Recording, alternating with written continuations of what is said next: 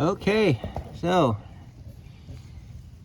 as I mentioned in the introduction to this little series of mine, I put the filter in backwards on my car. So today we're gonna turn the filter around so it's in the right direction. Now, somewhere along the line I mentioned O-rings. I don't think you need to change the O-rings in this situation because the car doesn't even have 2 miles on it with these O-rings, and I don't believe they're smashed enough to where they're going to leak. But as you can see, right here's our filter. It's facing the wrong way.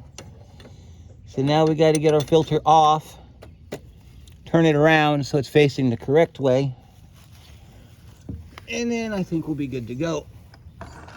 Car ran for about a few minutes, and then I went to move it because I had it over on the other side of the shop, and went to move it, and well, it didn't want to start. So that's what we're doing today. We're trying to get the filter changed. So 17 millimeter on the back. I've got a brake line wrench, 5/8, 11/16 combination. I think it's the 11/16 side. Nope, this is a different one. This is the 18/17 combination, I believe. It goes like this. Nope, this is the 21 combination. And I didn't bring it with me, so I'm gonna have to go get it. I'll be right back. Okay, I think we got the right ones this time. So, if I remember right, we got an 18 and a 21, or 17 and a 21. I think 21 is on the filter side. And I think that's where we're at with this one. Yeah, 21 fits the filter, and then 17 fits the line on the car. All right, now, a little word of advice. If you're changing your fuel filter, and you're an idiot like me and you filled the tank up, the minute you unhook that line, you're going to create a vacuum. So what you want to do is take the gas cap off. That way you don't create a vacuum.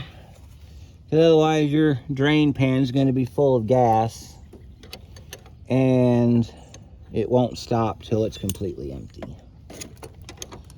So, a little bit of advice for you here. Oh, okay, well the line on the car is a 5/8. And then the filter is a 21, and these are unscrewed, so. Of course, if you're doing this for the first time and you're putting a filter on your car, a lot of GMs use these screw-on filters. Always change your O-rings. See if I can get this thing to come loose here.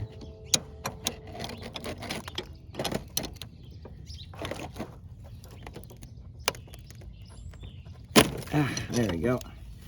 Had that thing tighter than I thought it did. Don't mind the rust. Apparently I have a bad rocker panel down here. Of course, this fuel line is not in the greatest position either. It's per OEM, so I had to put the filter here. Now you might get some leaking right away after you take a couple threads loose. Once that O-ring comes off the filter, that's what you want to see. Even if you drain the car down to, or you unhook the fuel filter, or no, unhook the fuel pump,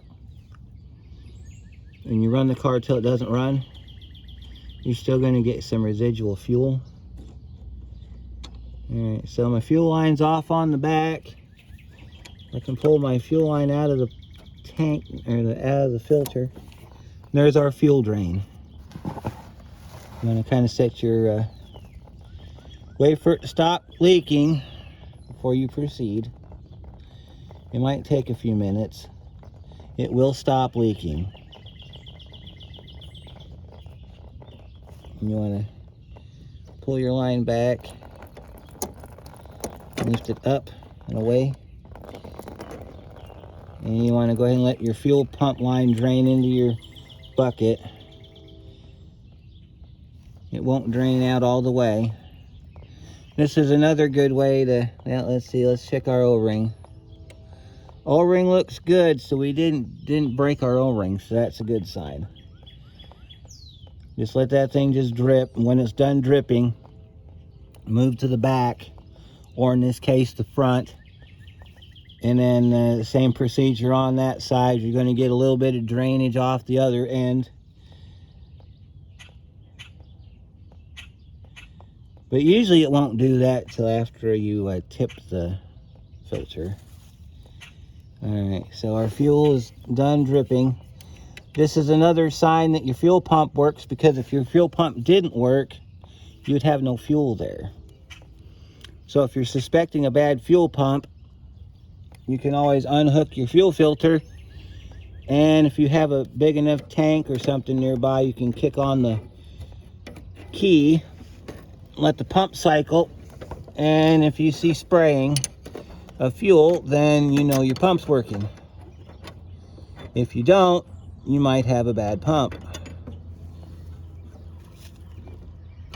So,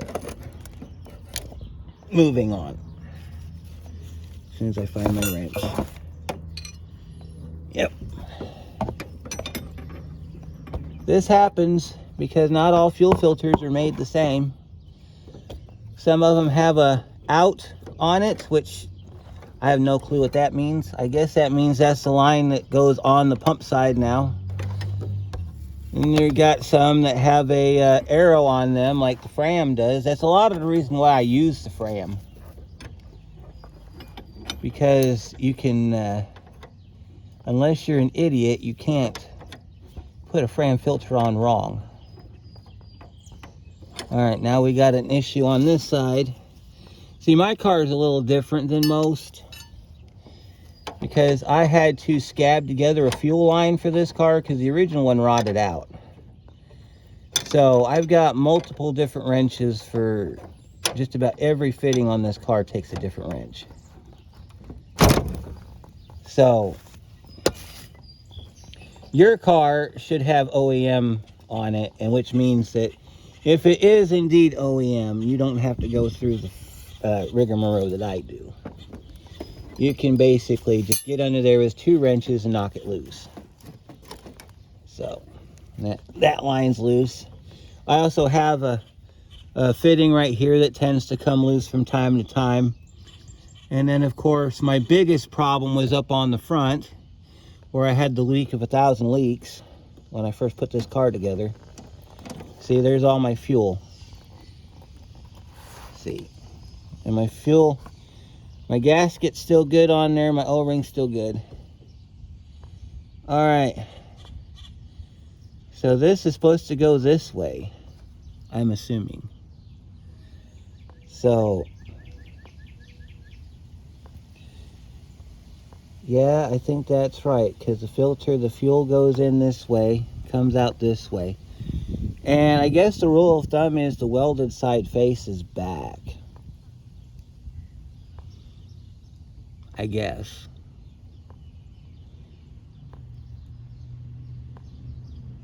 I see on this one here it says out. I was assuming that it went this way out, like that. So let me go grab my other filter that I pulled out of the car. I'll compare the two and I'll let you know my findings. Okay, I went ahead and rotated the filter.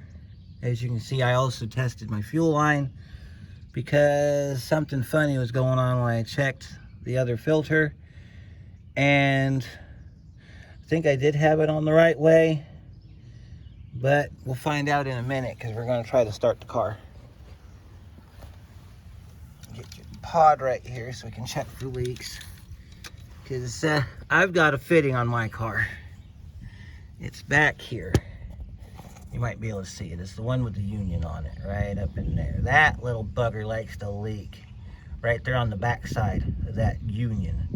Goes on this short run over here to the fuel filter. That sucker likes to leak every time I take this thing apart. So if it's dripping, you'll see it. So first thing we need to do is we need to do a prime, which is turning the key on, let the pump cycle, make sure we don't have any leaks from the filter.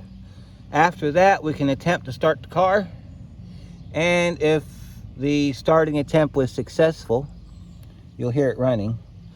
While it's running is when that starts to leak. So I'll put my cap back on my car, and then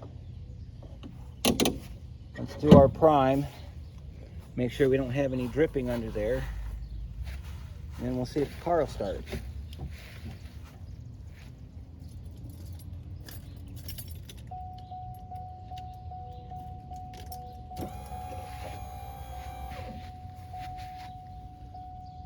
We don't see no leak, so we'll kick the key on a couple times, cycle the pump, because you gotta,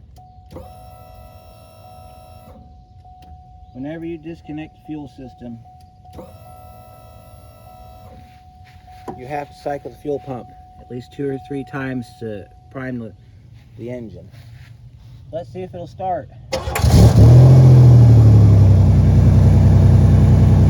Let it run a minute and see if it dies.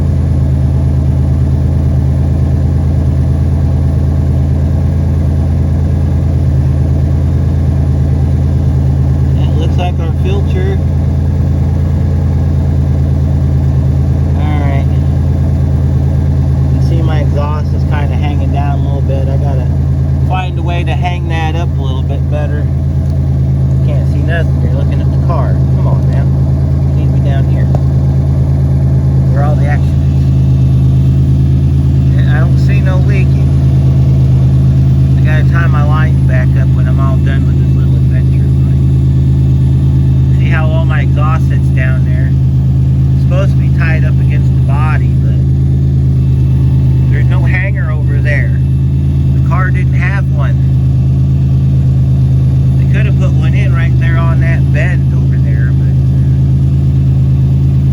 my lines right there. There's my filter. My poor car is coming apart right here. But that's what you get when you get a Northern New York car. You get the rust and everything that goes with it.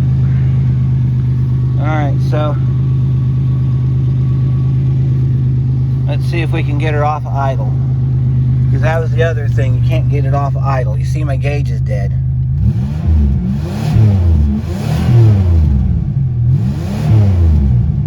Sounds like a drag car, don't it? Alright, now let's see if it'll start back up.